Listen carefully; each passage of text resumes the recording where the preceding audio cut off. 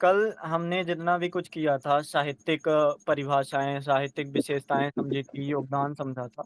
तो आज हम जो करेंगे वो यूपीएससी का सबसे इम्पोर्टेंट टॉपिक है।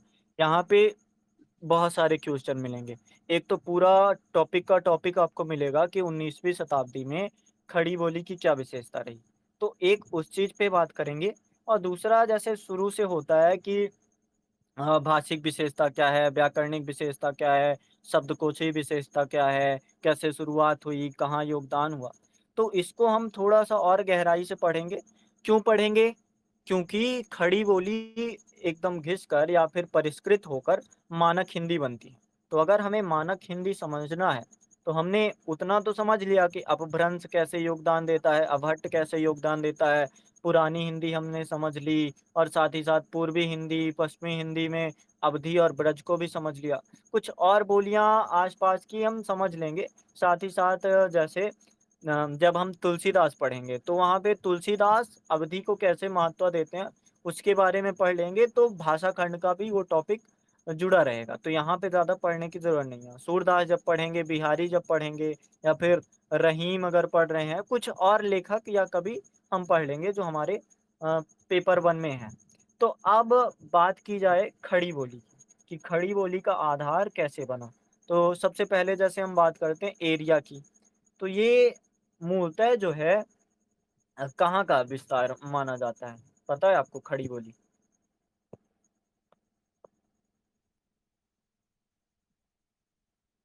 हेलो? एक सेकंड।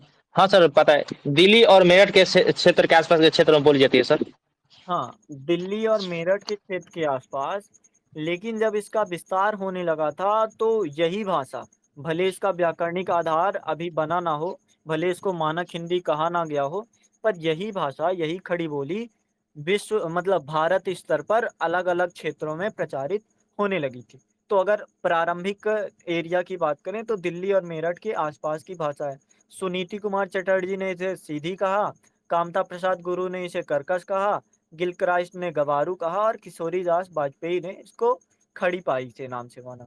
अब भाषिक विशेषता में जैसे हम ये देखना जैसे समझोगे तो ब्रज से निकलकर ही सामने दिखती आएगी कि ब्रज की जो विशेषताएं थी उसके आगे वाला क्रम है। आज हो सकता है थोड़ा मैं समझाने की ज़्यादा कोशिश करूं, सवाल थोड़े कम होंगे पर फिर भी कोशिश करना समझने की। इसमें आकारांत बोली आई, तो आकारांत मतलब लास्ट में क्या होगा? आ सर आएगा, मैं ता का जैसे ता होता है तो ता हो जाएगा। हाँ, ठीक है। तो मतलब लास्ट में आ से खत्म होगा, आकारांता खत्म, हम्म। जैसे चढ़ता, बढ़ता, पढ़ना, तो ये चीज़ें दिखने लगी।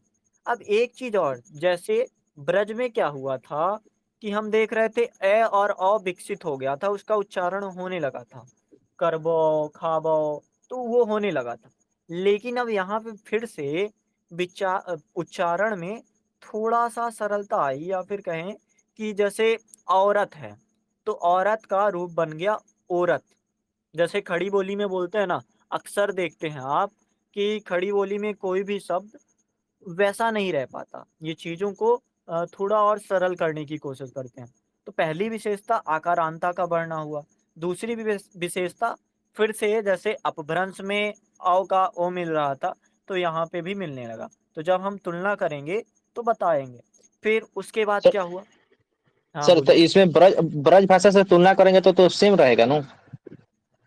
ब्रज भाषा में देखो ए और अ विकसित हो गया था, लेकिन अवधि में नहीं विकसित हुआ था, तो ये इसकी हम्म। विशेषता नहीं है। यहाँ पे एक चीज मिलती है कि जो स्वर होते हैं ना, उच्चारण लाघव हो जाता है। उच्चारण लाघव का अर्थ है कि लघुता कर देते हैं, कोई भी उच्चारण कर रहे हैं तो उनमें कमी कर देते हैं, हालांकि वो दूसरी चीज है। पर समझो जैसे औरत का औरत बना दिया, तो थोड़ा-सा लघुता की जा रही है।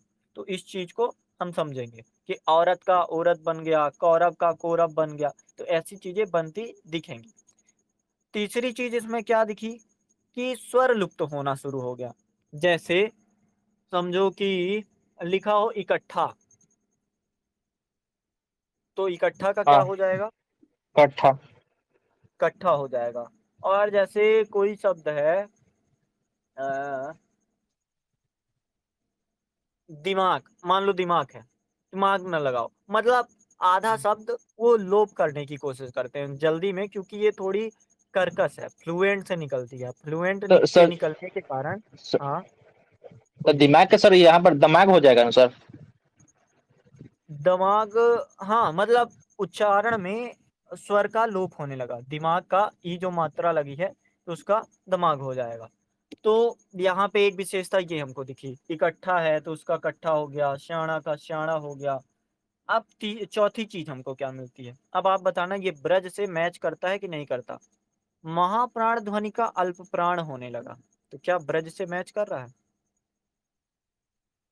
एक सेकंड ब्रज। हाँ सर, कर रहा है। कर रहा है, क्योंकि जैसे वहां पर कोई महाप्राण का लघुकरण होने हुआ था। महाप्राण का प्राण हो गया था, छोटा हो गया था। जैसे अगर धोखा है तो धोखा का हम देख पा रहे हैं, या फिर हम्म। जैसे झूठ है तो झूठ का क्या हो जाएगा, झूठ।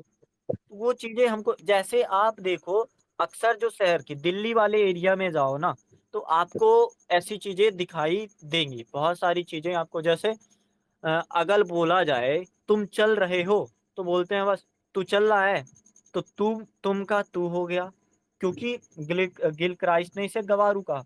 तो एक विशेषता ये समझ आती है। चल रहा है, चल रहा है, दोनों को एक साथ कर दिया, तो इसको बोलते हैं उच्चारण लाघव। मतलब दोनों को समेट दिया जाए, कम बोलना पड़े। जैसे तुमको ये काम करना है, तो तुम बोल दोगे तुझको ये काम करना है, करना।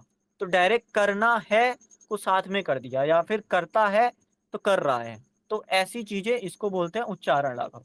तो इसकी एक विशेषता ये मिल गई। अब जैसे ब्रज में क्या होता था, अच्छा बताओ, ब्रज में ना का उपयोग होता था कि अड़ा का?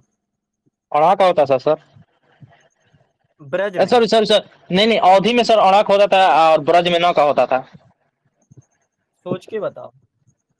हाँ सर, सोच लिया। अब ब्रज में नौ का होता है सर, अड़ा का ना हो जाता है। ब्रज में भी और ना का होता है, अवधि में भी ना का होता है। पश्चिमी हिंदी में हमने किया था, तो पश्चिमी हिंदी में अड़ा हो रहा था। ये पूछ अच्छा रहा सर। हूँ कि या ब्रज में अड़ा होता है या ना होता है।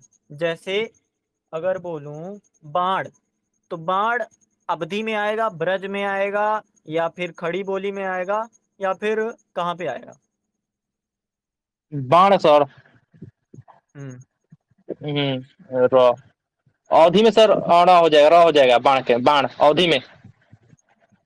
अड़ा क्यों होगा, अवधि में भी ना होता है, बाण का बाण ही होगा। और ब्रज में भी ना होता है, तो बाण का बाण ही अच्छा। होगा। हाँ सर, याद पड़ गया। लेकिन देखो, सिर्फ सर सिर्फ। हाँ, दिक्कत पता है कहाँ है, समझो। हमने पढ़ा था पूर्वी हिंदी पश्चिमी हिंदी, तो पश्चिमी हिंदी में सिर्फ ब्रज नहीं है, 5 और भाषाएं भी हैं। तो जब 5 और बोलियां हैं, तो वहां पे हम देखते हैं कि जैसे राजस्थानी हो गया, हरियाणवी हो गया, तो वहां पे अड़ा हो रहा है। लेकिन ब्रज जो है ये उत्तर प्रदेश क्षेत्र से विकसित हुई है, तो इसलिए ना यहाँ पे नहीं हो रहा है। तो जो हम खड़ी बोली देखते हैं, तो खड़ी बोली में ना का अड़ा होता है, जैसे बाण का बाण हुआ, या फिर ला का जो मराठी ला होता है तो वो होता है, तो बालक का बालक हुआ। तो ये चीजें हमको देखने को मिलती हैं। अब एक चीज बताओ कि रा का ड़ा हो जाता था, जैसे रा का ला कहीं पे पढ़ा है हमने कि रा का ला हो हाँ। जाता है? हाँ कहाँ सर, पे पढ़ा पढ़ा है? है। कहाँ पे? एक सेकंड सर। और डॉट र। अपभ्रंश में, अवधि में सर, अवधि में भी होता है। अवधि में भी होता है। हाँ। सर यहाँ पर पक्का? अब हॉटर में भी देखें कि रॉकर होता है। ठीक है। तो यहाँ पे अब खड़ी बोली में क्या होने लगा, रा का ला या फिर डा होने लगा। मतलब जैसे चपरासी लिखा है, तो इसको चपरासी मान लो लिखा है, तो इसको रा को हम ला भी कर सकते हैं एक सेकंड सर, और हाँ सर। ड़ा भी कर सकते हैं। हम्म। मतलब अब खड़ी बोली में चीजें थोड़ा सा, क्या बोलते हैं हम, जैसे आप खड़ी बोली समझो, कहीं पे आपने सुना ही होगा खड़ी बोली, मूवी में, टीवी सीरियल्स में, तो वहां पे आपको देखा होगा, तू चपरासी है क्या बे, तू चपड़ासी है क्या। तो वो गवारूपन, वो ठेठपना दिख जाता है खड़ी बोली में। चपड़ासी हो गया या फिर चपलासी हो गया, तो वो चीज़ें दिखती हैं। उच्चारण लाघव की बातें तो हमने कर ही ली। अब एक चीज़ और हुई कि यहाँ पे जैसे व्यंजन का द्वितीयकरण कारण आने पर होता था, जैसे अपभ्रंश में हमने देखा या प्राकृत में देखा या भट्ट में देखा है कि रेफ अगर हटे या फिर संयुक्त व्यंजन हटे, तो वहाँ पे द्वितीयकरण होता था। लेकिन यहाँ पे अकारण द्वितीयकरण होने लगा, चीज़ें डबल अपने जैसे बापू, ज़रूरत नहीं थी, पर फिर भी बापू का बाप्पू कर दिया, छोटा का छोटा कर दिया। क्यों किया होगा ज़रा बताओ? एक मिनट। सोच के बताओ क्यों किया होगा हमने ऐसा?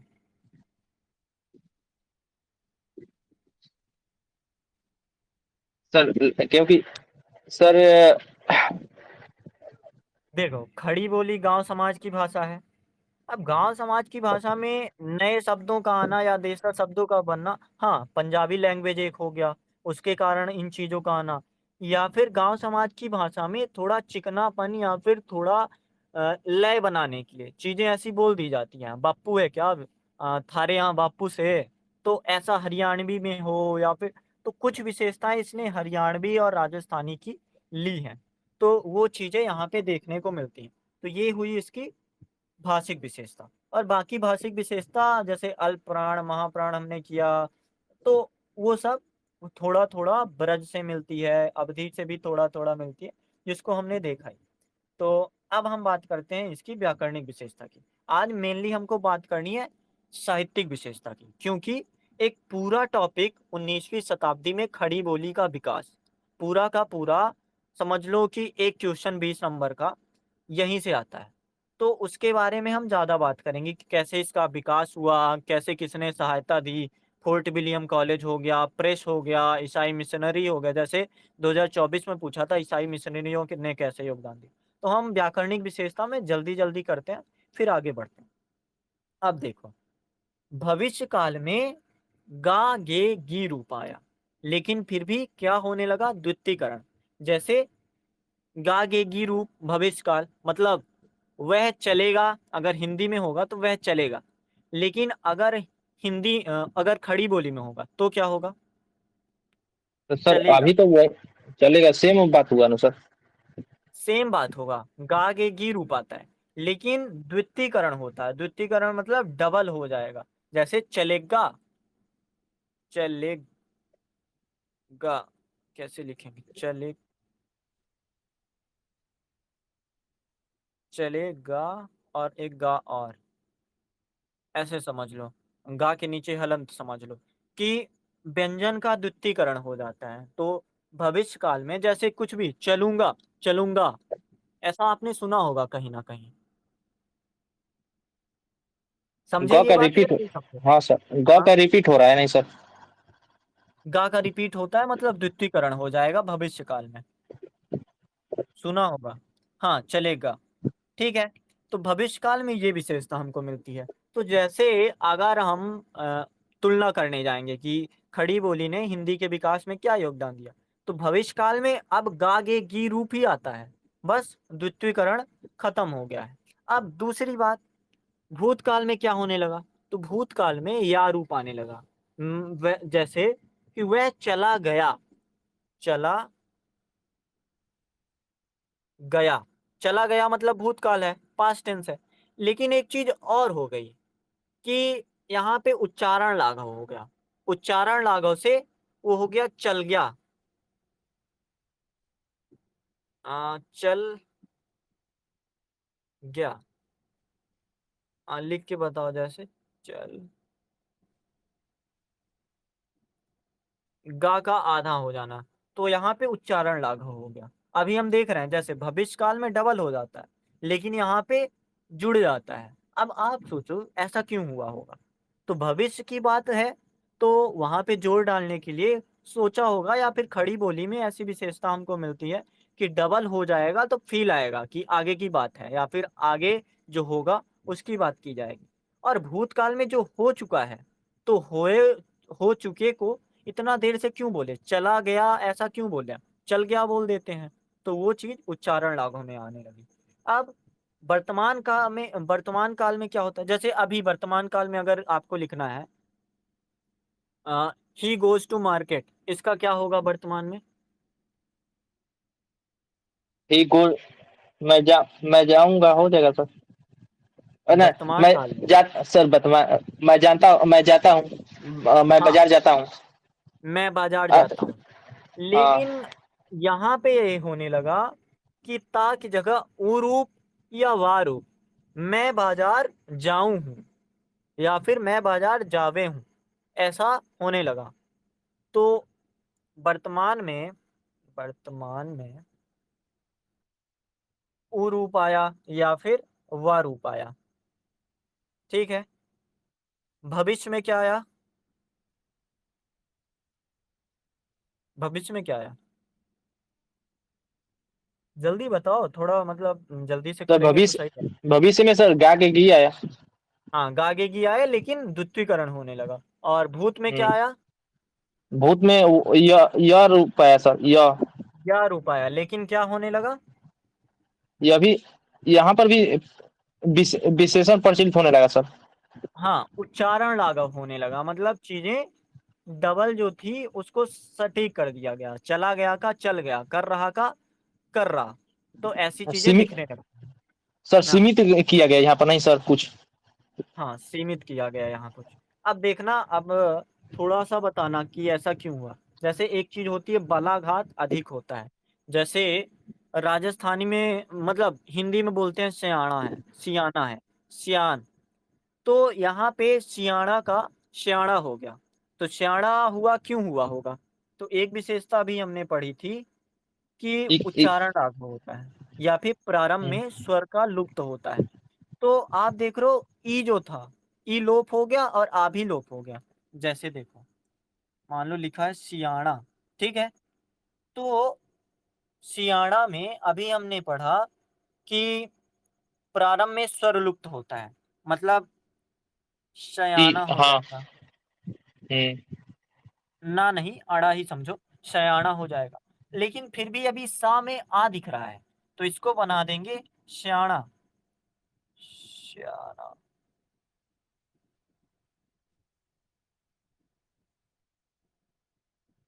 अ, श्या अड़ा कैसे होगा? यही तो अड़ा सा, दिक्कत है हाँ, आता ही नहीं है सर टाइपिंग यहाँ में पर हो हिंदी नहीं में। रहा। हाँ, हुँ, श्यान। तो ऐसी चीजें हमको दिखने लगी। और जैसे अ, रियायत, देखना रियायत। अब यहाँ पे पहले ई को हटाया गया तो रियायत हुआ, फिर उसके बाद आ को भी हटा दिया गया तो आधा रा हो गया, और फिर यायत हो गया तो रियायत हो गया। तो चीजें आपको दिख रही हैं कि जो भाषिक विशेषता थी वो व्याकरणिक विशेषता में कैसे बदलने लगी थी। अब सर अगली ये चीज। सर हम्म, यहाँ पर ये समझ में लेकर मेरे को नहीं आया। तो सर हम्म, इसमें बालाघाट का अर्थ यहाँ पर क्या होगा? यहाँ पर तो बुझा रहा है कि स्वर लुप्त हो रहा है, तो यहाँ पर समझ में आ रहा था। बालाघाट यहाँ पर सर क्या होगा? आपने जो बताया देखो, कि डॉग बलाघात का अर्थ होता है कि जैसे अलग अलग करो, बल प्लस आघात, मतलब बल का आघात हो गया। जहां पे हमें दो स्वर बोलने की जरूरत पड़ती थी, अब हम दो स्वर नहीं बोलेंगे, तू बहुत सियाना है, ऐसे बोल देंगे। तो वो बलाघात होता है। बलाघात बहुत अधिक मात्रा में मिलने लगा। जैसे देखो, जब गवारू भाषा होगी तो सामने वाला ऐसा बोलना चाहेगा कि बिना जोर के अधिक चीजें बता पाए या फिर अधिक प्रभाव डाल पाए। तो वो दिखता है हमें, साफ साफ दिखता है। तू बहुत सियाना है, तो बहुत का बहुत हो जाता है या फिर सियाना हो जाता है। तो वो चीजें हमको साफ साफ नजर आती है, ठीक है, समझ गए? जी सर। अब बताओ कि ब्रज में अगर आ जाओ, तो ब्रज में अगर स्त्रीलिंग बनाना होता था तो क्या करते थे? स्त्रीलिंग का ई हो जाता सर। स्त्रीलिंग का और ई लगाना पड़ता था, हाँ, ठीक है। पुल्लिंग का ऊ हो जाता था, पुल्लिंग का ऊ हो जाता था। अब यहाँ पे क्या हुआ कि स्त्रीलिंग बनाने के लिए अन प्रत्यय लगा। अन, अन कैसे लिखेंगे? अन प्रत्यय लगा, ठीक है। जैसे बनाओ माली, माली का क्या करोगे? काफी में सर बनाना है। हाँ, यहीं पे लिख के बता दो। टाइप कर दो। ई प्रत्यय इसको करना है सर। खड़ी बोली में बनाना है, ब्रज में नहीं बनाना है। अच्छा, खड़ी बोली में बनाना है। ई हम्म, इसमें तो सर बन ही नहीं रहा है, इन वहां पर पता लग रहा था। माली ऐसे हो का जाए, मालन मालन हो जाएगा सर। हाँ, मालन हो जाएगा। मतलब जहाँ पे हम ब्रज में माली का मालिन करते थे, तो यहाँ पे हम माली का मालन करते हैं। नाग का क्या करेंगे? नाग का सर कि नाग? नाग, नाग। नाग मतलब जो नाग होता है, और क्या। नाग का नाग नागनी सर हो सकता है क्या? अच्छा बताना। ना, नागन। ये इसका क्या लिखा होगा नहीं। सर? नाग का नाग क्या क्या होगा सर? बताओ। नागनी नहीं हो जाएगा? नागनी क्यों होगा? अन प्रत्यय लग रहा है ना, देखो। इन प्रत्यय क्यों लग रहा है? या फिर अनि प्रत्यय मत लगाओ। अनि नहीं लगाना है, अन लगाना है। तो सर नागान हो जाएगा? नहीं तो नहीं हो पाएगा। अ- सर नागन। सर या हो गया सर। क्या हो गया? नागौन। नागौन सर। नागण हो गया। अब ये बताओ, ये हमने सीख लिया। अब हम देख रहे हैं, अन प्रत्यय तो लगा लो, ठीक है। लेकिन ना की जगह अभी हम क्या यूज करते थे? अड़ा अड़ा सर। अ- अड़ा यूज करते थे। तो अब बताओ, माली का मालण होगा और नाग का नागण होगा। ठीक बोल रहा हूँ? हाँ सर, ठीक हो है, तो सकता है। आगे बढ़ा जाए। हाँ सर। सर इस समय दिक्कत नहीं है, इसमें प्रॉब्लम उतना नहीं है। थोड़ा सा वही नहीं होता है खड़ी बोली में, शताब्दी में कैसे कैसे आया, विकास कैसे, उस समय दिक्कत होता है। इस समय उतना दिक्कत नहीं होता है सर। देखो, मैं ऐसा चाह रहा हूँ कि रट्टा ना मानना पड़े। जब हम सर्वनाम लिखने जाएं तो सर्वनाम हमको रटना ना पड़े। जैसे, देखो क्यों ना रटना पड़े। एक सर्वनाम मिलेगा आपको मैं, ठीक है। हम्म। दूसरा सर्वनाम में क्यों मिल रहा है? में। सर उसमें बताएं, मैं उस समय जैसे कि हट ना अपभ्रंश में सर, ए और ओ नहीं, नहीं आया था, इसलिए में हो गया। में हो गया क्योंकि हाँ। जो ये चीज है ना, स्वर का लुप्त होना है।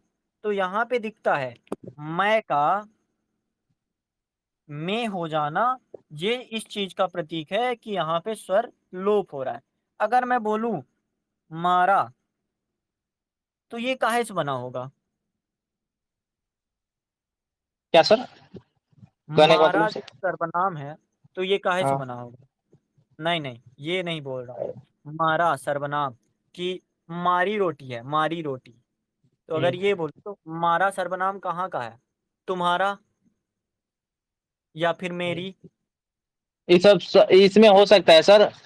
जैसे कि यहाँ पर आधुनिक हिंदी, ना पुरानी हिंदी में सर हो सकता है।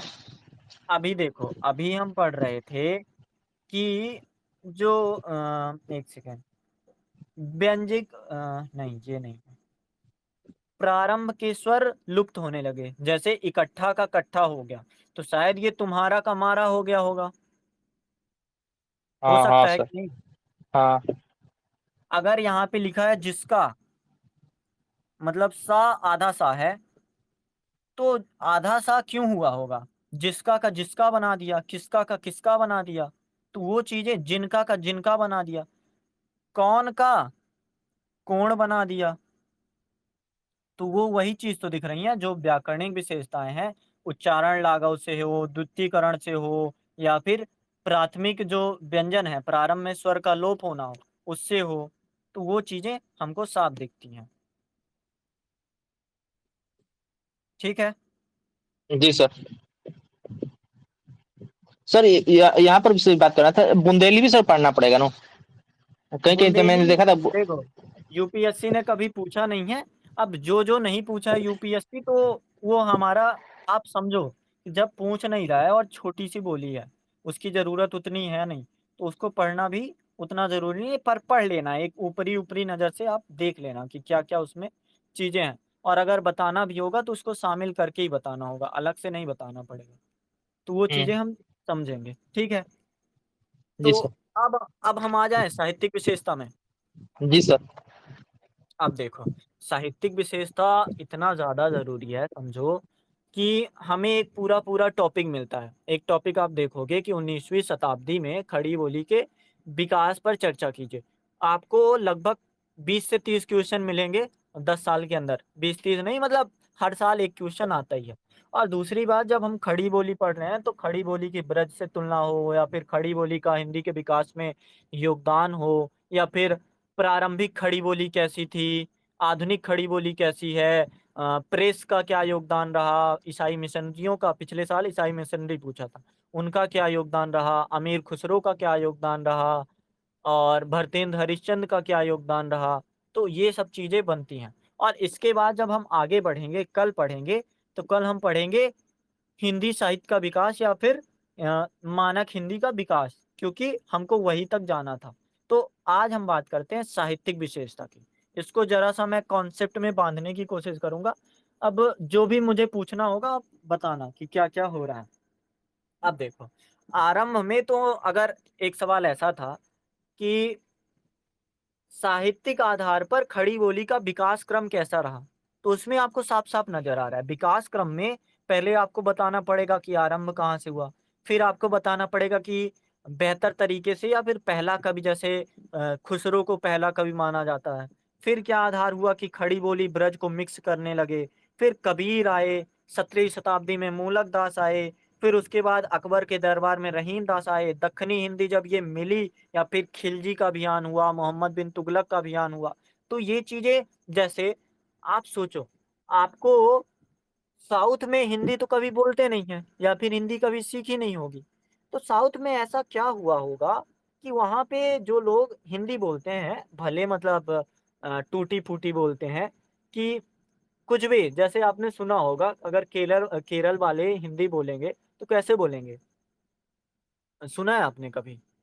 हाँ, मूवी वगैरह बताए थे जैसे सर तद्भव का रूप हुआ था वैसा ही बोलेंगे मान लीजिए कि हाँ, मतलब उनको स्त्रीलिंग, पुल्लिंग का अर्थ नहीं पता होगा, बस शब्द पता होंगे और शब्दों को जोड़कर बोलते होंगे कि जैसे दक्खनी हिंदी में, "तू जा रे लाए, तू खा रे लाए", कभी उन्हें पढ़ा नहीं है। बस वो जब अभियान हुआ था, खिलजी का अभियान या फिर एमबीटी का अभियान, तो सबको उन्होंने दिल्ली से भेजा था साउथ में। तो जब दिल्ली से वो साउथ गए थे, तो लोग गए होंगे तो वहाँ रहे होंगे तो वहाँ से भाषाओं का विकास थोड़ा उस रूप में होने लगा। तो आपको दक्खनी हिंदी में भी कलेवर मिलेगा। जैसे एक बहुत बड़ी बात मिलती है कि ना तो ये दक्खनी हिंदी हिंदी है, पर अगर आप देखो तो फ़ारसी के रूप भी मिलेंगे क्योंकि ना तो ये फ़ारसी है। तो जो बरी दक्कनी का गज़ल एक मिलता है, जिसे इसका तीर कारी लगे, उसे ज़िंदगी क्यों ना भारी लगे। आप देखो, कभी उन्होंने पढ़ा नहीं है हिंदी या फिर कभी उन्होंने सीखा नहीं है। दक्षिण के लोग हिंदी पढ़ते भी नहीं थे, लेकिन ये सिर्फ़ आम जन की भाषा होने के कारण प्रचलन में चली आई। उसको पढ़ेंगे हम। 19वीं सदी में खड़ी बोली का विकास कैसे हुआ? ये सबसे बड़ा टॉपिक है, क्योंकि यहाँ से यूपीएससी 20-30 क्वेश्चन पूछ चुका है, आराम से पूछता है और क्वेश्चन भी काफ़ी कुछ भरे हुए हैं। तो उसमें 19वीं सदी में क्या-क्या विकास होगा? जैसे जितना तेज़ खड़ी बोली का विकास हुआ, उतना ही तेज़ ब्रजभाषा का पतन हुआ या फिर आधुनिकता के आगमन से तीव्र भूमिका बनाई। आधुनिकता के आगमन में आपको क्या लगता है, किसने भूमिका निभाई होगी? हाँ सर, जैसे कि सर मैं बताऊँ तो सर भक्ति के माध्यम से सर ये भी हो सकता है और अंग्रेजों ने आधुनिक सर आधार पर बताया सर। देखो भक्ति ये हम मध्यकाल की बात नहीं कर रहे हैं। अब हम आ गए हैं 19वीं शताब्दी, तो अब भक्ति नहीं होगी, अब आंदोलन होगा। क्योंकि जैसे ईसाई मिशनरी थे, तो उन्होंने बाइबल को हिंदी में छाप दिया मतलब जो अच्छे-अच्छे पेज थे या फिर अच्छा-अच्छा पाठ था, तो उसको हिंदी में छाप दिया। क्योंकि लोग टूटी-फूटी हिंदी जानने लगे थे 19वीं शताब्दी तक। अब क्या हुआ कि जो और लोग आए तो उन्होंने उस चीज़ का विरोध किया और उन्होंने भी देवनागरी लिपि को अपनाया और उस चीज़ को बढ़ाया। तो उसका योगदान समझेंगे। अंग्रेज़ों का क्या योगदान रहा या फिर भारतवासियों को लड़ाई के लिए क्या योगदान रहा, उसको थोड़ा समझेंगे। देवनागरी लिपि का क्या योगदान रहा, प्रिंट का क्या योगदान रहा, पत्रिकाएँ जो थी जैसे सरस्वती पत्रिका हो, हिंदू पत्रिका हो, इनका क्या योगदान रहा, थियोसॉफ़िकल सोसाइटी का क्या योगदान रहा। तो इतनी सब चीज़ें हमको पढ़नी हैं। हालाँकि मैं सब कुछ नहीं बताऊँगा, मैं बस ऊपर-ऊपर बताऊँगा कि क्या था, कैसे था। तो शुरू करते हैं एक बार। समझ गए ना क्या-क्या आधार लेके चलेंगे? ये सारे हुँ, क्वेश्चन आते हैं, ठीक है? अब देखो, सबसे पहले क्या हुआ कि इसका आरंभ हम लोग सोचते हैं कि 19वीं शताब्दी से हुआ, लेकिन ऐसा नहीं है। ये ब्रज व अवधि के साथ विकसित होने लगा था, मानक हिंदी बोली का ही रूप बनने लगा था। मतलब जो अभी वर्तमान रूप है, वो खड़ी बोली का ही रूप है। जैसे चल गया, अब बन के चला गया हुआ है, वो अलग-अलग हुआ है। या फिर कर रहा है, कर रहा है, वो अलग-अलग होके बना है। तो ये 19वीं शताब्दी से पहले ही चलने लगा था। इसमें सिद्ध एवं नाथ साहित्य भी मिलते हैं, जब हम पढ़ेंगे हिंदी साहित्य का इतिहास, तो आदिकाल पढ़ेंगे तो वहाँ पे हम सिद्ध नाथ साहित्य करेंगे। उसमें जब करेंगे तो वो तो पढ़ेंगे कि क्या भक्ति साहित्य मान सकते हैं, नहीं मान सकते, वो तो एक मेन टॉपिक हो गया। लेकिन साथ ही साथ हम ये भी करेंगे कि सिद्धनाथ साहित्य ने क्या योगदान दिया या फिर इसकी साहित्यिक विशेषता के लिए, जैसे ड़ा का ना होना, अकारांत का एकारांत होना, अनुनासिकता आना, तो ये सिद्धनाथ साहित्य में हमको दिखता है। फिर उसके बाद जो सूफी संत शेख फरीद शंकरगंज थे, इन्होंने काफ़ी अच्छा योगदान दिया, मतलब खड़ी बोली के विकास में। भले उनमें शब्दों में उर्दूपना रहा हो, पर फिर भी उन्होंने काफ़ी हद तक योगदान दिया। मतलब शुरुआत वहीं से समझी जाती है। पहले सिद्धनाथ साहित्य, सूफी संत, और जो सबसे सटीक शुरुआत अगर कहीं पे दिखती है, वैसे एक होता है कि ऊपरी-ऊपरी बोल देना, और दूसरी बात होती है कि उसको एक ढंग से दिखना, उसके क्या बोलते हैं, परिभाषाएँ, लक्षण या फिर काव्य भी मिलना। तो सबसे पहले 14वीं सदी में खुसरो, जो खड़ी बोली के पहले कवि माने जाते हैं, वर्तमान स्तर पर उनकी खड़ी बोली थी। मतलब वर्तमान स्तर पर कैसे होगी? जो इंसान 14वीं शताब्दी में लिख रहा है और जो हिंदी 19वीं शताब्दी में, मतलब कितने साल का अंतर? लगभग 500-600 सालों का, है ना? हाँ सर। तो 500-600 सालों के अंतर होने के बावजूद आपको क्या लगता है कि खुसरो का काव्य और वर्तमान खड़ी बोली, मतलब वर्तमान नहीं, मान लो 19वीं और 20वीं सदी की, दोनों सेम कैसे हो गई? कुछ दिमाग लगा पा रहे हैं आप? बता रहा हूँ देखिए। सर हाँ, मैं बताना सर जब ब्रंश और औरत अवध अवैथी की बात करें, ब्रज भाषा की बात करें तो बहुत ज़्यादा शब्दों का विकास हो चुका था। तो हुँ, इसमें थोड़ी बदलाव की ज़रूरत थी। तो जिसके हुँ। चलते कुछ भाषाएँ कुछ-कुछ बदलने लगी और कुछ उसमें भाषाओं में चेंज हुआ जिसके कारण वर्तमान में साहित्य में क्या सर देखो मैं बताता हूँ, खड़ी एक एक लाइन में समझना, समझो। क्या है कि वर्तमान में अगर हिंदी को देखा जाए या खड़ी हिंदी को देखा जाए 19वीं 20वीं शताब्दी में, तो मैंने यही बताया कि जब हम साउथ में जाने लगे थे, तो फ़ारसी का इसके साथ मिलाप होने लगा था, उर्दू लहज़े का इसके साथ मिलाप होने लगा था। और जो खुसरो थे, तो खुसरो की कविताएँ या फिर खुसरो की रचनाएँ, खुसरो का जीवन पालन ना ऐसे ही क्षेत्र में हुआ था जहाँ पे उर्दू का विकास, फ़ारसी का विकास रहा हो। और जब ये खड़ी बोली के साथ मिलती है ना, फ़ारसी शब्द और उर्दू शब्द, तो ये वर्तमान जैसी खड़ी बोली का निर्माण करती है। तब जाके शुक्ल जी कहते हैं, क्या उस समय भाषा घिसकर इतनी चिकनी हो गई थी, जितनी अमीर खुसरो की पहेली में मिलती है। तो 14वीं शताब्दी में उतनी चिकनी नहीं हुई थी। लेकिन आप समझो, जैसे कि वर्तमान में अगर हम फ्रेंच स्टाइल पे या फिर समझो कि अमेरिकन एक्सेंट पे इंग्लिश बोलते हैं वर्तमान में, कोई-कोई मतलब सिखाई जाती है, ठीक है?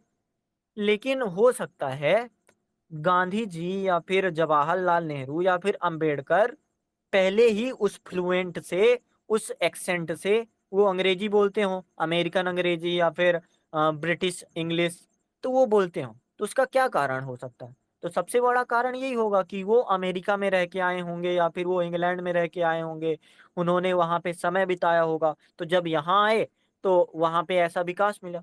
और वर्तमान में ऐसी चीज़ें उपलब्ध होती हैं कि आप अगर अमेरिकन एक्सेंट में बात करना चाहते हो, तो you can talk in English, ऐसी चीज़ें दिखती हैं। तो वही समझ आता है कि जब खुसरो जी थे, उस चीज़ को आपको कभी-कभी क्वेश्चन पूछ सकता है। जैसे आज तक तो नहीं पूछता, लेकिन अगर डायरेक्ट पूछ ले 10 नंबर पे टिप्पणी लिखो, कि अमीर खुसरो की भाषा इतनी सरल कैसे लगती है, जो वर्तमान हिंदी जैसे या फिर 14वीं शताब्दी में अमीर खुसरो की रचना 19वीं या 20वीं शताब्दी की रचनाओं से मेल कैसे खाती।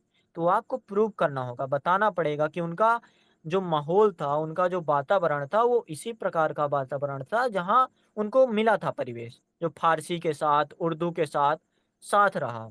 तो जिसे मतलब हिंदवी और फारसी के साथ परस्पर विकास हुआ माना जाता है। तो शुक्ल जी फिर कहते हैं, अब इनकी 1-2 कविताएँ सुन लो, जैसे वो सुना ही होगा, एक थाल मोती से भरा, सबके सिर पर औंधा धरा, चारों ओर वह थाली फिरे, मोती उससे एक ना गिरे। तो इसे क्या बोलते हैं वैसे खुसरो के काव्य में? याद है? सर इसमें आप सर बता दीजिए इसे सर इसमें। इसे बोलते हैं पहेलियाँ। एक थाल मोती से भरा, सबके सिर औंधा धरा। और हाँ हाँ। दूसरी चीज़ इनकी आती है सुकने, जैसे पान सड़ा क्यों, घोड़ा अड़ा क्यों, क्योंकि फेरा ना था। तो ये होता है सुकने, मतलब सुकने का अर्थ होता है कि जो पहले बात बताई जाएगी फिर उसका अर्थ दिया जाएगा। फिर एक चीज़ होता है मुकरी, मेरा मों से सिंगार करावत, आगे बैठ मान बढ़ावत, ए सखी साजन ना सखी सीसा। तो ऐसी बातें हमको दिखती हैं। मुकरी हो गया और पहेली हो गया, सुकने हो गया, जो इनकी भाषा में। और क्या मिलता है अमीर खुसरो के यहाँ? तो अमीर खुसरो ब्रज भाषा के साथ भी खड़ी बोली लिखते हैं, जैसे खुसरो दरिया प्रेम का, बाकी उल्टी धार। तो आप देख रहे हो 4 स्तर पर, जैसे अब ब्रज के साथ अगर आप विकास करोगे किसी भाषा का, तो ब्रज भाषा, जैसे दूसरी चीज़ समझो, वर्तमान में अगर हमको हिंदी को स्विट्ज़रलैंड में विकसित करना है, ठीक है? स्विट्ज़रलैंड में समझो चलती है स्वीडिश लैंग्वेज, लेकिन अंग्रेजी भी टूटी-फूटी जानते हैं। तो अगर अंग्रेजी वहाँ की थोड़ी अच्छी भाषा हो गई, लेवल की भाषा कि उसका स्तर उठने लगा। तो अगर मुझे हिंदी लोगों को सिखाना है, तो उसका मेल मैं अंग्रेजी के साथ हिंदी को मिला के सिखाऊँ, तो ज़्यादा सरल होगा। अगर केवल हिंदी-हिंदी सिखाऊँगा, तो हो सकता है कठिन हो। तो वैसे ही ब्रज के साथ जब खड़ी बोली का विकास हो रहा था, तो वो योगदान अमीर खुसरो ने दिया। अमीर खुसरो मिलता है कहीं-कहीं कि अवधी के साथ भी योगदान मिला, पर इतने साक्ष्य नहीं मिलते कि अवधी के साथ भी खड़ी बोली का विस्तार करते हैं। तो ऐसी चीज़ें हमको मिलती हैं अमीर खुसरो में। ठीक है, 14वीं शताब्दी से अब हम आगे बढ़ें। देखो, क्रम से हम क्यों जा रहे हैं? क्योंकि अगर क्रम से जाएँगे ना, तो एक सवाल जो यूपीएससी ने 2000 शायद 12 में पूछा था कि खड़ी बोली का साहित्यिक विकास के क्रम को समझाइए, 20 नंबर का सवाल था। तो उस चीज़ को हम समझते हैं कि जब हम 14वीं शताब्दी में जाएँगे, अब हम जाते हैं कबीर के काव्य में, 15वीं शताब्दी के आसपास का काव्य। तो कबीर मूलतः क्या लिखते हैं? कौन-सी भाषा है कबीर की? सर कबीर पंचमेल की। खिचड़ी, हाँ पंचमेल खिचड़ी, है ना? मतलब हाँ। राजस्थानी का भी मिश्रण, जितनी भी मतलब अपने एरिया की आस-पास की सभी भाषाओं का मिश्रण कर देते थे। तो पंचमेल खिचड़ी भाषा तो है, लेकिन कहीं-कहीं पे क्या होता है कि कोई रचनाकार रचना लिख रहा है, उसको भाव बस बताना है और दूसरे अगर शब्दों में चला जाएगा, दूसरी भाषा में चला जाएगा, तो उसका भाव कमज़ोर हो जाएगा। तो कहीं-कहीं पूरी तरह से दिखता है कि खड़ी बोली किस स्तर पर लिख दी है। जो बिछड़े हैं प्यारे से, भटकते दर-दर फिरते, हमार यार है हम में, हमन को इंतज़ारी क्या। हमार ये हो गया सर्वनाम और कुछ शब्द यूज़ किया, जो बिछड़े हैं प्यारे हमसे, तो बिछुरे, तो पहले बिछुरे का बिछुड़े कर दिया यहाँ पे। हम में सर्वनाम फिर से है, को यहाँ पे विभक्ति है, इंतज़ारी क्या। तो ये चीज़ें हमको दिखती हैं कि पंचमेल खिचड़ी यूज़ तो करते थे कवि, लेकिन जब भक्तिकाल आंदोलन आया, एक सवाल आता है कि भक्तिकाल आंदोलन में कबीर का क्या योगदान रहा या फिर खड़ी बोली में कबीर ने अपनी क्या भूमिका निभाई? तो वहाँ पे उनकी जितनी रचनाएँ आप देखोगे, जैसे बुरा जो देखन मैं चला, बुरा ना मिलिया कोई, हिंदी दिखेगी या फिर खड़ी हिंदी दिखेगी। तो हम समझ चुके हैं। पहले जो आए, वो थे हमारे मतलब सिद्धनाथ साहित्य के 11वीं-12वीं शताब्दी में। सूफ़ी संत शेख फरीद वगैरह ये समझाते हैं कि क्या किस स्तर पर जाना है। फिर हमारे खुसरो जी आते हैं, खुसरो जी अलग स्तर पर ले जाते हैं। फिर जब कबीर आते हैं, तो कबीर ने काफ़ी हद तक योगदान दिया। मतलब रहस्यवादी चीज़ों को भी वगैरह-वगैरह, हर बातों को उन्होंने अपने साहित्य में खड़ी बोली मिलाए। अब बात आती है, थोड़ा आगे बढ़ते हैं हम, 17वीं शताब्दी के आसपास आते हैं। तो 17वीं शताब्दी में एक हुए मलूक दास। मलूक दास का नाम सुना है आपने? उतना नहीं पढ़ा था, नहीं सुना। दास मलूका सुना है कभी? दास मलूका कह गए सबके दाता राम। वो जो बोले दाताराम वाला वो सुने हैं सर, ये भी नहीं सुना। हाँ, नाम नहीं सुना। इसको आप जरा 17वीं शताब्दी में लिख रहे हैं, मतलब 17वीं शताब्दी में ब्रज का वर्चस्व है, अवधि का वर्चस्व है, खड़ी बोली कहीं कहीं दिखती है। पर मलूक दास क्या लिखते हैं? मलूक दास से पहले हम बात कर लेते हैं अब्दुल रहीम खान खाना की, कि शायद ये 15वीं या 16वीं शताब्दी के आसपास है, अकबर के दरबार के। तो रहीम दास ने एक मदनाष्टक लिखा, जो खड़ी बोली और ब्रज को जोड़ के लिखा। अब फिर से वही बात, कि खड़ी बोली और ब्रज को जोड़ के लिखा, मतलब ये दिल्ली के थे आसपास के। तो उस क्षेत्र में अगर उस भाषा को प्रचलित करना है, यूपी वगैरह या फिर नीचे वगैरह, तो ब्रज के साथ मेल कराएंगे। जैसे हमने ब्रज का विकास देखा था, तो ब्रज राजस्थान में भी लिखी जाती थी, गुजरात भी हो गया, बंगाल भी हो गया, भोजपुरी क्षेत्र भी हो गया, हर क्षेत्र में थी। तो जो रहीम दास थे, इन्होंने खड़ी बोली को मदनाष्टक में ब्रज के साथ जोड़ के लिखा। जैसे एक याद ही है आपको, रहीमन पानी राखिए बिन पानी सब सून, गए न पानी। उबरे मोती मानुष चून। तो ये हम्म। चीज हमने देख ली। 14वीं शताब्दी में आ गए, 15वीं शताब्दी में आ गए। अब हम देखते हैं 17वीं शताब्दी में, और 17वीं से पहले भी देखना चाहो तो दक्षिणी हिंदी में जब मेल होता है, जैसे मैंने बताया कि एमबीटी हो या फिर खिलजी हो सकता है मैं टाइम पीरियड में अलग हूँ, शायद ये 14वीं या फिर 15वीं शताब्दी के आसपास ही है, आप फिक्स कर लेना। तो क्या हुआ, एमबीटी ने अपनी राजधानी बदली, राजधानी बदल के वो दक्षिण क्षेत्र ले गया, या फिर खिलजी ने दक्षिण भारत अभियान किया। तो दक्षिण भारत अभियान में सिर्फ उसने सेना नहीं जीती, जब उसने उतना राज्य जीत लिया, तो वहां पे अपना जो क्या बोलते हैं साम्राज्य था विस्तार भी किया। वहां से लोगों को भी, शायद 1000 या 2000 लोगों को जो बना लेते थे बंदी वगैरह, तो उनको दिल्ली में बुला लिया और उनको भेज दिया वहां पे, और शायद इस्लाम वगैरह अपनवा दिया था। तो वहां पे हमको दिखता है कि ये मराठी हो गया, तेलुगु हो गया, कन्नड़ हो गया, आदि भाषा में बाहरी कलेवर पर फारसी के समान खड़ी बोली मिलने लगती है। जैसे बताया था कि बरी दकनी का एक गजल है, जिसे इश्क का तीर कारी लगे, उसे जिंदगी क्यों ना भारी लगे, बली को कहे तू अगर एक वचन, रकीबों के दिल में कटारी लगे। खड़ी हिंदी लग रहा है। फारसी के शब्द हैं, जैसे इश्क हो गया, जिंदगी हो गया, रकीब हो गया, वली हो गया, वली तो नाम ही है मान लो। तो ये सब फारसी के शब्द हैं, लेकिन बस बाहरी कलेवर थे। जो असली में आया वो दक्षिणी हिंदी में हिंदी ही था। तो इस चीज को हम साफ साफ देखते हैं। अब आते हैं हम 17वीं शताब्दी में, जब मलूक दास ने लिखा, मतलब मलूक दास का वो लिखना, शायद कोई ग्रंथ है, नाम तो नहीं पता, पर अजगर करे न चाकरी, पंछी करे न काम, दास मलूका कह गए सबके दाता राम। कितनी बड़ी बात है। और इसको, कितनी बड़ी बात है मतलब, खड़ी हिंदी के पर्सपेक्टिव पे, कि आप देखो कि अब भाषा में ना के स्थान ड़ा के स्थान पर ना हो रहा है, धीरे धीरे बदलता है चीज। तो ना के स्थान पर रा ना हो रहा है, और ज्यादा कुछ आकारांता भी नहीं है, जहां पे जरूरत है वहां पे चीजें हो रही, मतलब वर्तमान संदर्भ में जो मानक हिंदी है उसके पास आता है। तो अगर रहीम दास आएंगे, मलूक दास हालांकि आएंगे नहीं, या फिर खुसरो आएंगे, कबीर आएंगे, तो उनका हमें एक नोट तैयार करके रखना पड़ेगा कि अगर कबीर दास हैं तो कबीर दास ने हिंदी में क्या योगदान दिया। खुसरो का हमने कर ही लिया है कि खुसरो ने किस स्तर पर चीजें की हैं। रहीम दास का भी थोड़ा हमें पढ़ना पड़ेगा। और दक्कनी हिंदी मुझे नहीं लगता कभी आया है, पर अगर आएगा तो बरजी दक्कनी मिलेंगे, मुल्ला बजभी मिलेंगे, जो मैं आशिक उस पीव का जिसने मुझे जन्म दिया। कितनी साफ साफ बात है। और ये इतना सटीक है कि हो सकता है कि एक दो शताब्दी बाद ये गद्य काव्य से, ये मतलब पद्य काव्य से ये गद्य में बदलना शुरू कर दे। तो उस चीज की हमें विशेषता मिलती है। अब 18वीं शताब्दी जब हम आते हैं, तो 18वीं शताब्दी तक क्या होता है कि साहित्य को हिंदी और हिंदवी की संज्ञा प्राप्त हो जाती है। मतलब यही खड़ी बोली, हिंदी और हिंदवी की संज्ञा प्राप्त हो जाती है। क्यों प्राप्त हुआ होगा, क्या पता, क्या कहते हो आप? क्या सर? 18वीं शताब्दी तक साहित्य को मतलब खड़ी बोली के साहित्य को हिंदी अथवा हिंदवी की संज्ञा प्राप्त हो गई थी, तो क्यों हुआ होगा?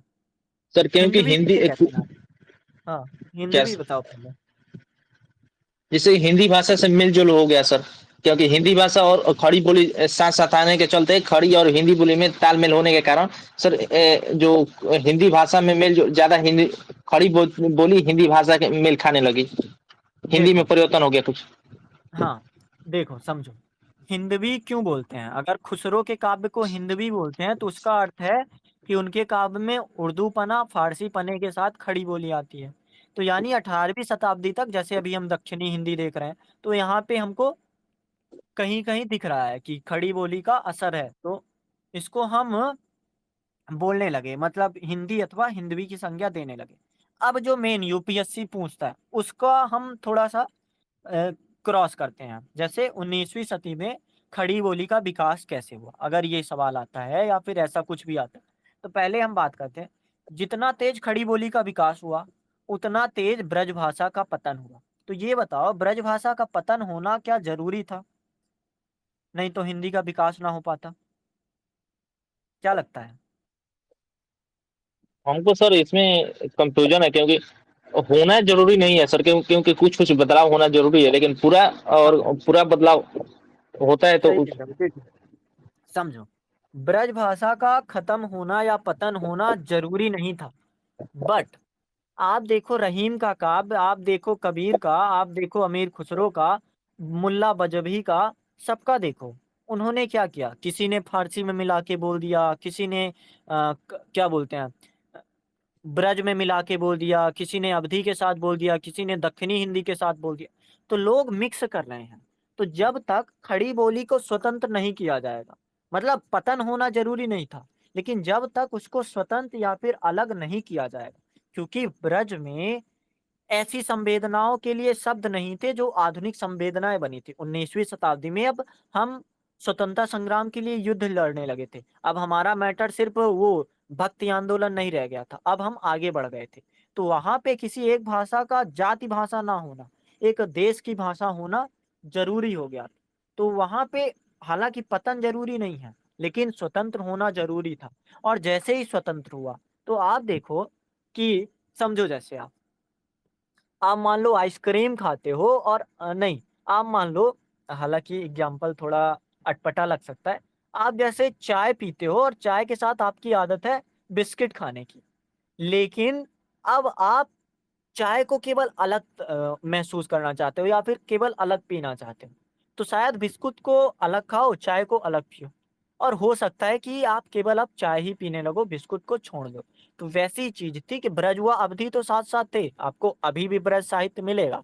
लेकिन जैसे ही वो स्वतंत्र हुआ, ब्रज और खड़ी बोली स्वतंत्र हुआ, वैसे ही उसका तेज़ विकास हुआ। क्योंकि उसके विकास में जैसे मैंने बताया कि प्रेस आ गया, ईसाई मिशनरी आ गए, और थियोसॉफ़िकल सोसाइटी आ गए, भारतीय धर्म वाले जो प्रचारक थे, चाहे भरतेंद्र हरिश्चंद्र हो, ब्रह्म समाज के हों, आर्य समाज के हों, ये सब आ गए। तो वहीं पे ब्रज भाषा का ऐसा कोई प्रचार नहीं हुआ। तो वो चीज़ें हमें दिखती हैं कि इसका विकास हुआ और उसका पतन होने लगा। और पतन का कारण यही था, आधुनिकता का आगमन हुआ। आधुनिकता के आगमन से प्रेस का विकास हुआ। प्रेस का विकास यहाँ पे सबसे बड़ी भूमिका निभाता है कि उसने जैसे सरस्वती पत्रिका हो गया, कहानियाँ 19वीं शताब्दी में है, 19वीं नहीं, 20वीं शताब्दी में आएँगे तब उसकी बात करेंगे। अभी केवल इतनी बात करते हैं कि आधुनिक संवेदना को व्यक्त करने के लिए ब्रज भाषा में, मतलब ब्रज भाषा चुक-सी गई थी। चुक चुक गया का मतलब समझते हो? मतलब खत्म हो गई थी, शब्द नहीं थे उसमें। भारतवासी अंग्रेज़ों के विरुद्ध लड़ रहे थे या फिर अंग्रेज़ी का प्रभाव भाषा व संस्कृत पर भी पड़ने लगा था। और 19वीं शताब्दी में सबसे बड़ी चीज़ क्या होती है? अब देखो कि अगर भोजपुरी को आप प्रसिद्ध करना चाहो, तो उसके लिए व्याकरण बनाना पड़ेगा। लेकिन व्याकरण उतना सटीक नहीं है, भाषिक विशेषता बस है। तो वहाँ पे क्या किया गया कि 1800 में फोर्ट विलियम कॉलेज बनता है, जिसके प्रिंसिपल रहते हैं गिलक्रिस्ट, जिसने खड़ी बोली को कौन-सी भाषा बोला? गवारू। अब बताओ, जो इंसान किसी भाषा को गवारू बोलता है, तो वो सोचेगा कि इस भाषा को थोड़ा जेंटलमैन की भाषा बनाया जाए, सभ्यता की भाषा बनाया जाए। तो इन्होंने एक किताब लिखी, किताब का नाम था हिंदी व्याकरण, और यही किताब पूरे भारत का व्यावहारिक भाषा बनाने में सफल, मतलब कि एक भाषा को अब व्याकरण की किताब से आप पढ़ो पहले, समझो और फिर आगे बढ़ो। तो इसके अलावा और जो इसमें थे फोर्ट विलियम कॉलेज में, तो काफ़ी लोग थे, जैसे लल्लू लाल हो गए, सदल मिश्र हो गए, सदा सुखलाल हो गए, इंसा अल्लाह खां की एक कहानी सुना ही होगा, रानी केतकी की कहानी। तो ये सब हो गए जिन्होंने काफ़ी हद तक योगदान दिया क्या बोलते हैं इसको, फोर्ट विलियम कॉलेज में। और ईसाई मिशनरी अब क्या करने लगे, अब देखो थोड़ा-सा हम बैकग्राउंड में जाते हैं। जब जैन धर्म अपना प्रचार कर रहे थे 8वीं से 9वीं सदी में, तो उन्होंने कौन-सी भाषा अपनाई थी? जन-जन की भाषा, जैसे प्राकृत, पाली, संस्कृत में तो बोलते नहीं थे, है ना? है कि नहीं? जी सर। तो अब अगर ईसाई धर्म हमको प्रचार करना है, मतलब समझ लो आप अंग्रेज हो, आपको ईसाई धर्म प्रचार करना है, तो आप कौन-सी भाषा चुनोगे? ब्रज खड़ी चुनोगे बोली। जो खत्म हो चुकी है, नहीं सुनो पहले, ब्रज चुनोगे जो खत्म हो चुकी है, अवधी चुनोगे जो सीमित थी, या फिर खड़ी बोली चुनोगे जिसका विस्तार अब बहुत तेजी से हो रहा है? यहाँ पर सर खड़ी बोली सुनेंगे क्योंकि इसका विस्तार हिंदी जैसा कुछ लग रहा है और यहाँ पर विस्तार तेजी से हो रहा है और यहाँ पर वो जो का जैसे नहीं होता है कि सर इसमें भाषा का लेकर थोड़ा सर बोल नहीं पा रहा हूँ भाषा थोड़ी हाँ, इसकी भाषा थोड़ी सरल है। सरल है, और साथ ही साथ तब तक देवनागरी लिपि का भी प्रचार-प्रसार होने लगा। मतलब लिपि आ गई थी, हिंदी टाइपराइटर शायद 19वीं शताब्दी में विकसित होता है। फिर क्या किया इन्होंने, ईसाई मिशनरियों ने, 2024 का क्वेश्चन है।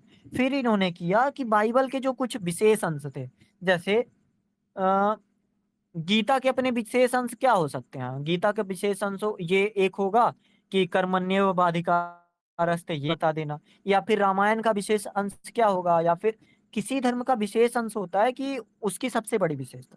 तो उन्होंने अपनी सबसे बड़ी विशेषता को अनुवाद में लाया, मतलब ट्रांसलेट किया, और सिर्फ ट्रांसलेट नहीं किया, उसको निःशुल्क बाँटा। अब इसके विरोध में क्या हुआ? मतलब एक चीज़ होती है, जैसे विकास हो रहा है और साथ-साथ उसका विरोध भी हो रहा है। कि आप ऐसा विकास मत करो, धर्म का विकास मत करो। तो धर्म के नाम पर इसका प्रचार और बढ़ गया। मतलब एक तरफ ईसाई अपना धर्म प्रचार कर रहे थे, दूसरी तरफ आर्य समाज के दयानंद सरस्वती हो गए, राजा राम हो गए ब्रह्म समाज के, सद्दाराम फुल्लौरी हो गए हिंदू धर्म सभा के। तो इन्होंने भी धर्म के नाम पर प्रचार करना शुरू कर दिया। और पता ही है कि अगर किसी भाषा का धर्म के नाम पर आप प्रचार करोगे, तो वो भाषा कितनी तेज गति से बढ़ती है। पता ही होगा आपको। तो ये चीज़ें बहुत तेज़ी से बढ़ने लगी। अब एक चीज़ और आया कि आज़ादी के लिए एक भाषा चाहिए थी। अभी सिर्फ़ भक्ति आंदोलन में हम देख रहे थे। लेकिन आज़ादी के लिए एक भाषा चाहिए थी, जो मतलब सबके जन-जन की भाषा हो। जैसे गांधी जी जो थे, हिंदू महासभा की स्थापना करते हैं। थियोसॉफ़िकल जो सोसाइटी थी एनी बेसेंट की, वो भी हिंदी को ही मतलब देखो, दयानंद सरस्वती बंगाल के थे, राजा राम मोहन राय वो भी दूसरी जगह थे। सद्दाराम फुल्लौरी शायद गुजरात के थे।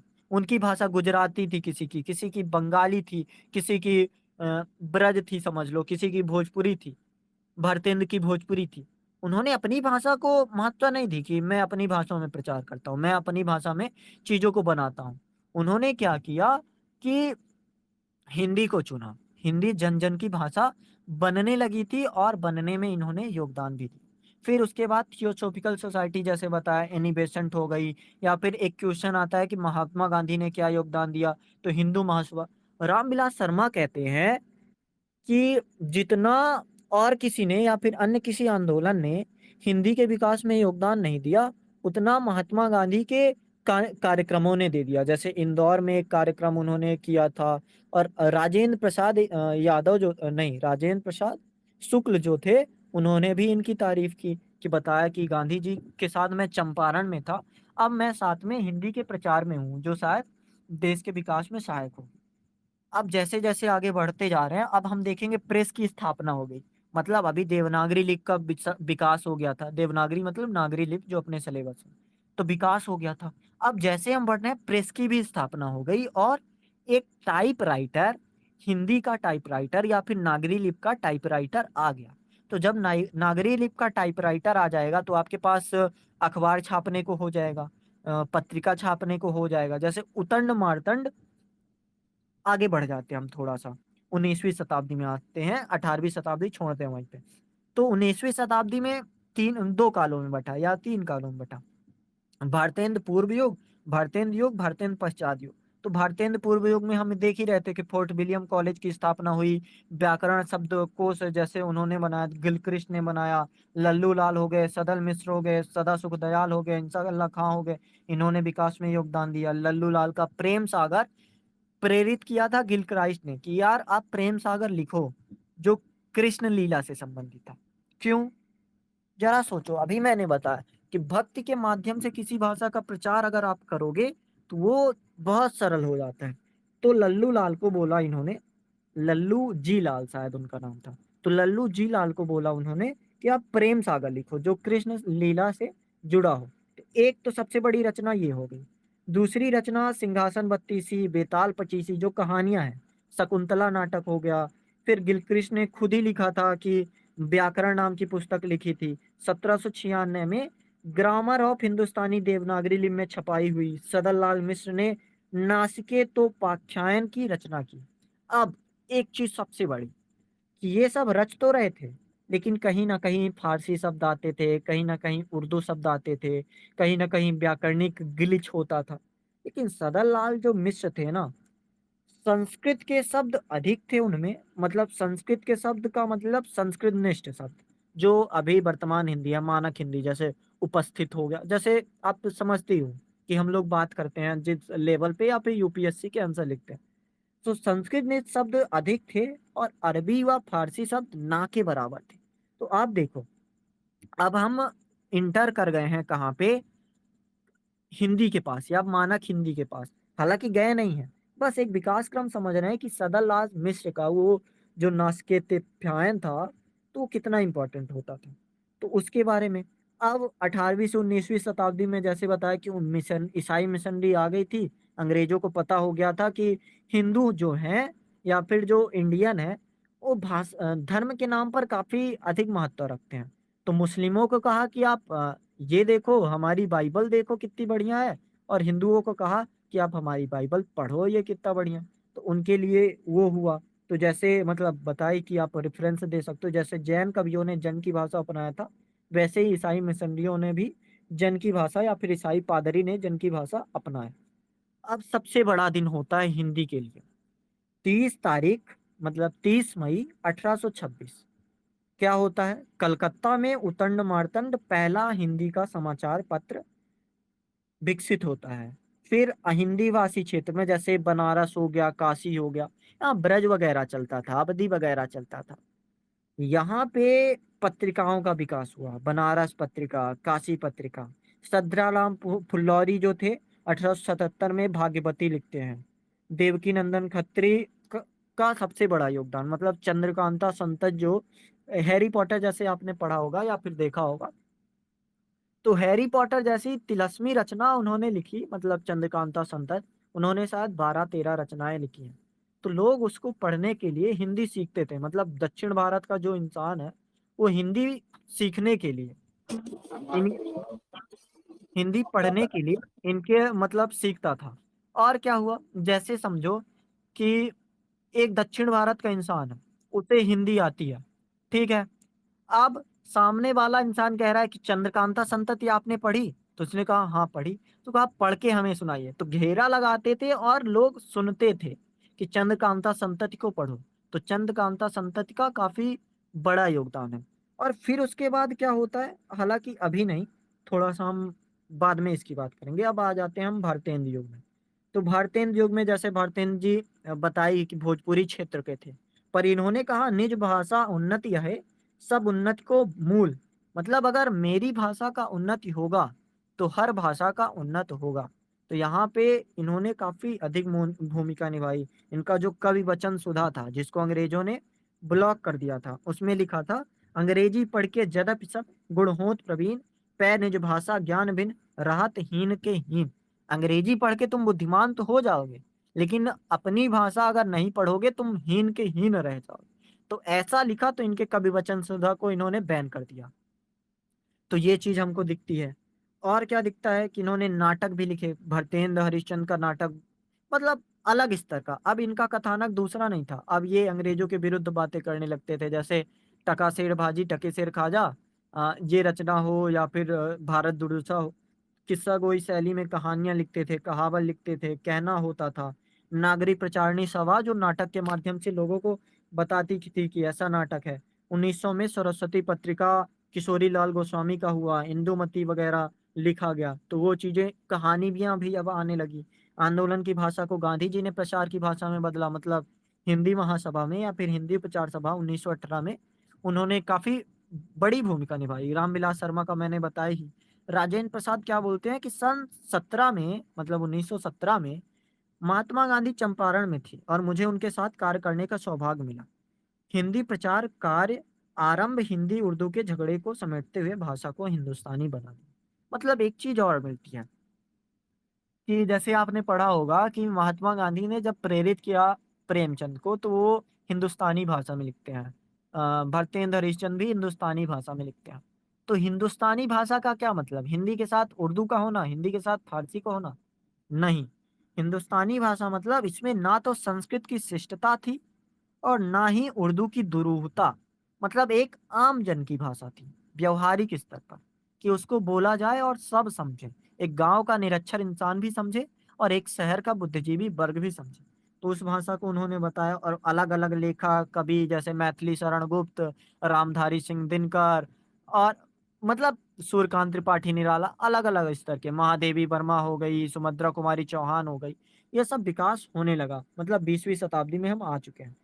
और रही कसर थी कि जब देखो साहित्य बनने लगता है तो साहित्य का इतिहास भी होना चाहिए। और 8-9 शताब्दी पहले गारसा दत्त आसीन से ने लिखा था इंदोई वर्नाकुलर इंदोई हिंदुस्तानी। लेकिन यार कोई फ्रेंच का विद्वान लिखे तो क्या ही फिर साहित्य का इतिहास हुआ। तो रही बची जो कसर थी, वो हमारे आचार्य शुक्ल ने पूरी कर दी, हिंदी साहित्य का इतिहास लिख के, और उसमें हर कुछ पैदा किया। अब बात आई कि इसको और फेमस कैसे किया जाए।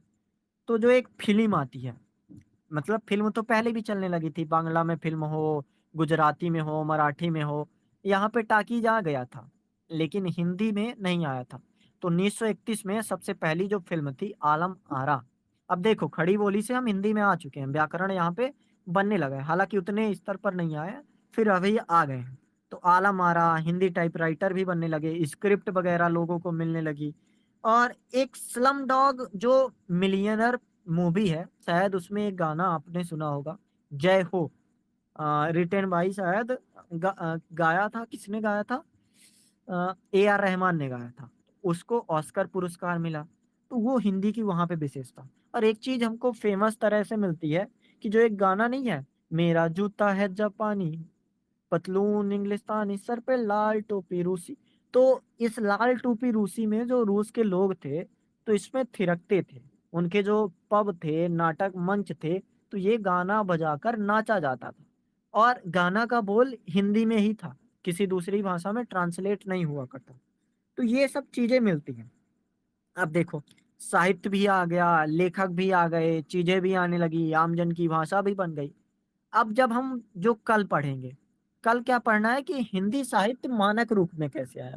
मतलब अभी देख रहे हो खड़ी बोली से हम कैसे आने लगे, मतलब ब्रज को अलग कर दिया, फारसी को अलग कर दिया, उर्दू की दुरूहता हटा दी, हिंदी मतलब संस्कृत की संकीर्णिष्ठता हटा दी, और व्यापक तौर पर विकसित हो गया। लेकिन अभी भी एक चीज होती है कि कोई भाषा जब व्याकरण स्तर पर सटीक ना हो तो उसे वर्ल्ड लेवल पर फेमस नहीं बनाया जा सकता। तो उस पे काम किया। हाँ, बोलिए। सर जैसे कि आपने बताया हिंदुस्तानी भाषा, तो सर अभी हाँ, तक ये हम लोग के हिंदुस्तानी भाषा क्यों नहीं प्रचलित हुई उतना? क्योंकि हम लोग की भाषा हिंदी है, तो वो नहीं प्रचलित नहीं, क्यों नहीं हुई? ऐसा ऐसा मत कहो कि प्रचलित नहीं हुई, इसके बारे में जस्ट हम कल मिलते हैं, छोड़ो। अभी जस्ट इतना समझो कि इतनी चीजें हो रही थी पर व्याकरण के नाम पे कुछ नहीं था। तो हमारे सामने 3-4 लोग आते हैं, जैसे गिल क्राइस्ट व्याकरण लिखते हैं, किशोरी लाल वाजपेयी हैं। यूपीएससी ने जिसको पूछा है सिर्फ उसका बता रहा हूँ। किशोरी लाल वाजपेयी हैं, कामता प्रसाद गुरु हैं, इन्होंने काफी हद तक लिखा। महर्षि टंडन है जिन्होंने प्रचार में काफी योगदान दिया। तो अब समझो कि प्रचार तो ठीक ही था, साथ-साथ व्याकरणिक स्थिति पर उस भाषा को कैसे विस्तृत बनाया जाए। जैसे भाषा में डॉक्टर भोलानाथ त्रिपाठी हैं या फिर और भी ट्रेगर वगैरह विद्वान आते हैं, तो उन्होंने कैसे वो भाषा की विशेषता को समझाया, कैसे भाषा को समझाया। अब कल इस पे ज़रूर बात करेंगे, आज भी हालाँकि आज बात करना ज़रूरी नहीं है। पर एक चीज़ हम समझते हैं, हालाँकि छोड़ो, उस पे कल ही बात करेंगे कि हिंदी जो मानक हिंदी है, ये राजभाषा बनने में क्या चुनौतियाँ आती हैं, कैसे व्याकरणिक विशेषताएँ इसमें कामता प्रसाद जो थे, कामता प्रसाद गुरु तो व्याकरण के स्तर पर कैसे व्यवस्थित करते हैं, शैक्षिक स्तर पर। जैसे लोग समझ तो गए, जान तो गए, लेकिन उसको सटीक कैसे समझेंगे, अच्छा कैसे मानेंगे या फिर कृत्रिमता का जो दोष था, बनावटीपन था, तो उसको कैसे दूर करेंगे? विदेशज शब्द जो थे उसको कैसे उचित मात्रा में सुधारेंगे। तो उसके लिए एक बड़ा पढ़ेरी या फिर कहें कि अंग्रेजी का विद्वान, फ़ारसी का विद्वान होना ज़रूरी था। तो ऐसे ही थे कामता प्रसाद गुरु, किशोरीदास वाजपेयी, इन्होंने ये चीज़ की। और अब कल बात करते हैं इस बारे में। जैसे आज हम बहुत सारी चीज़ें बात कर चुके हैं और बातों का आधार इतना था कि जो 10-15 क्वेश्चन आए हैं आज तक यूपीएससी में कि 19वीं शताब्दी में हिंदी विकास का योगदान क्या था? अक्सर ऐसा कुछ आता है, साहित्य के योगदान में या फिर हिंदी भाषा खड़ी बोली हिंदी के विकास में कैसे बनती है। तो आप हो सकता है ना समझो, मैं नोट्स भेजूँगा और आप ऑडियो फिर से सुनना। और साथ-साथ कुछ खोजते रहना, जैसे हम जब रहीम को पढ़ रहे हैं, तो आप रहीम को खोजते रहना कि इन्होंने और क्या किया। जब हम कबीर की बात मैं अगर कर रहा हूँगा, तो थोड़ा वीडियो रोक के, ऑडियो रोक के आप कबीर पे सर्च करना कि हिंदी विकास पे क्या योगदान दिया। हालाँकि जब हम कबीर करेंगे, रहीम करेंगे, सूरदास करेंगे, तो वहाँ पे हम बातें करेंगे कि क्या-क्या है। खुसरो जब हम आदिकाल में पढ़ेंगे, सिद्धनाथ साहित्य वगैरह में, तो वहाँ पे हम अलग से करेंगे, वो सब ठीक है। लेकिन अभी जब हम पढ़ रहे हैं केवल खड़ी बोली का विकास, तो उस विकास क्रम में थोड़ा-थोड़ा आप पढ़ते चलना, तो वो चीज़ें बहुत आसान हो जाएँगी, बहुत सरल हो जाएँगी। तो इतना सब कुछ था और आज का मतलब आप समझोगे तो काफ़ी कुछ है कंटेंट। और मैं बताऊँ लगभग 50-60 पेज का नोट्स भी है, मैं भेजूँगा, आप पढ़ना, उसको समझना कि कैसे आगे बढ़ता है और क्या-क्या चीज़ें होती हैं। ठीक है? और सर इसमें थोड़ा-सा भी और मेहनत किया जाए तो ये तो लगता है कि पूरा अच्छे से लिखा जाएगा। इसमें क्योंकि अपनी विचारधारा थोड़ा रखनी है और जिसके बारे में पूछ रहा है कभी जो महान लेखक या किसी के बारे में पूछ रहा है उनकी बातों को यहाँ पर रखना है थोड़ा।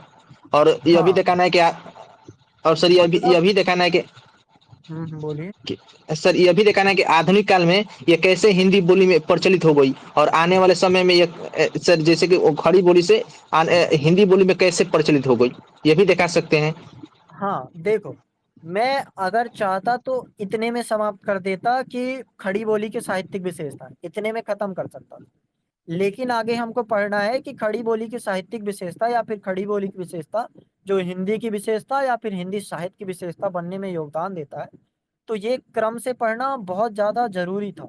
तो इसलिए ऐसा हमने किया और आप क्रम से समझे हो कि 13वीं शताब्दी में क्या था, 14वीं में क्या था, 15 में क्या था, 17 में क्या हुआ, 18 में क्या हुआ, 19वीं शताब्दी में क्या हुआ, 20वीं शताब्दी में क्या हुआ और वर्तमान में हम कहाँ पहुँचे हैं।